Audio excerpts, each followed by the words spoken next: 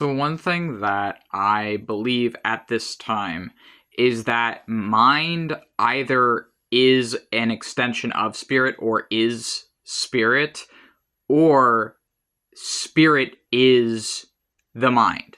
And this is not an atheistic belief. This is not me returning to anti-theism. This is not me saying that the spirit world doesn't exist, gods don't exist. That's not what I'm saying.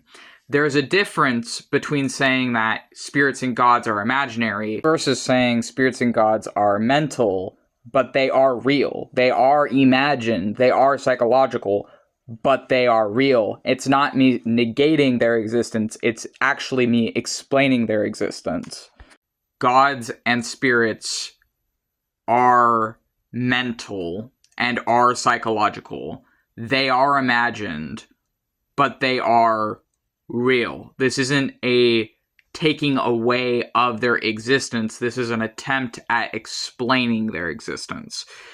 It is not the same thing to say gods and spirits exist within and are mind and mental, but the mind and mental is real. Is death a door, or is it the end? What exists when we peel back the layer of physicality? What exists when our body, when our flesh and our bones is dust? What exists when there is no more trace of I? What exists when there is no more trace of my flesh? When there is nothing of my physical form? When there is nothing of my material? What will be retained? What remains? I would say that what remains is the idea. What remains is the mental imprint. What remains is the mind.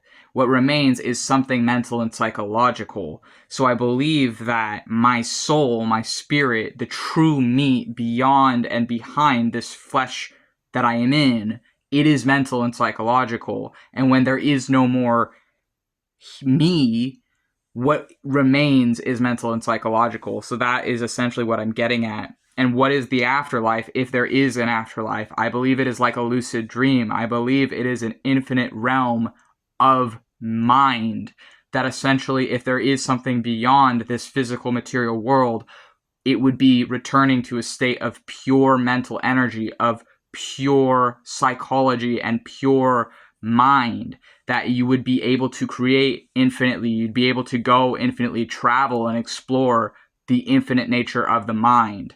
And I believe that you can do this before death as well, but this is one idea I have for how witchcraft, spirituality, psychology, and how it all connects.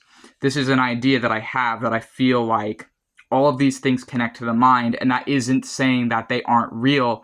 That is saying that imagination itself is God's, is God. Imagination and creativity itself is the core essence of creation.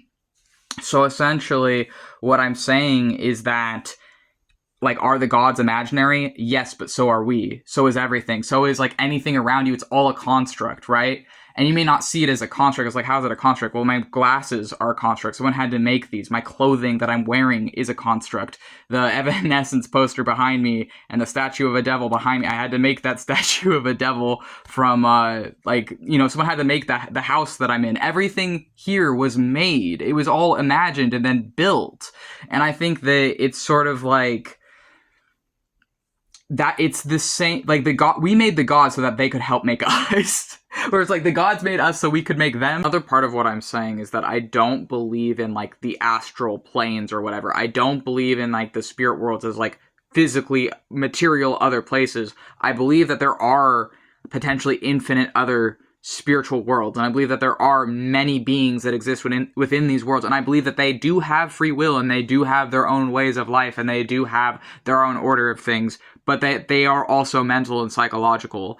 And part of this is also, like, we as human beings are not just physical. Even if you say that, like, okay, even your argument depends on the physical object of your brain, and, well, what about, if the brain is, like, damaged or other things? It's like, well, I'm freaking mentally disabled. Like, I've thought of that. Like, I am disabled. I've been disabled my whole life. I also have other things that are parts of my brain that I've been discriminated against for my entire life, such as the fact I'm transgender. Like, there's many things that, yeah, I do think that, like, a lot of stuff is connected to the brain, but it's also, like, I don't think that all we are is just essentially like brains in bodies or whatever. I do feel like the mind exists. The mental world exists.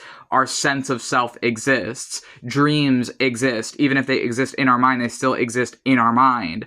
I think that our ideas are things that are parts of us, and I think that like they're like everything we are, like ego itself is a construction as well. I get that. Like people like, death of the ego or whatever, many different like religious practices or spiritual practices have that. I'm not personally for that. I'd probably be the exact opposite. I'm more embrace hedonism all the way is more how I would choose to live my own life, or like I think you should follow things to its end. But anyways, and I'm not saying, oh, just like get hooked on a bunch of drugs, do a bunch of crazy shit. That's not what I'm saying.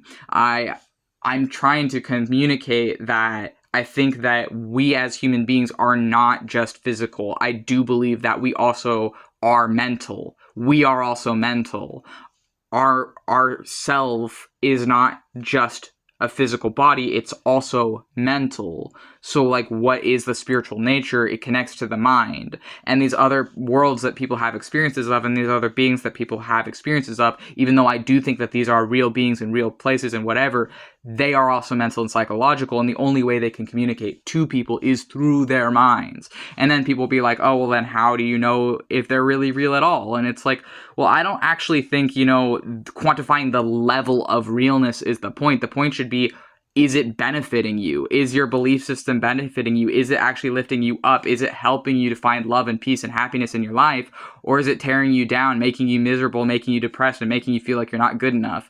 Because if it's the second, it might not be the right one for you. And I think that there's a lot of people that just go with something because it's what they were taught, not really what feels right in their heart. And I feel like if it doesn't feel right in your heart, it might not be what's right for you. And that doesn't mean that we should all just be atheists or whatever. And that also doesn't mean there's anything wrong with being atheist. I used to be an atheist for a long time. I used to be an anti-theist for like the entirety of my teens.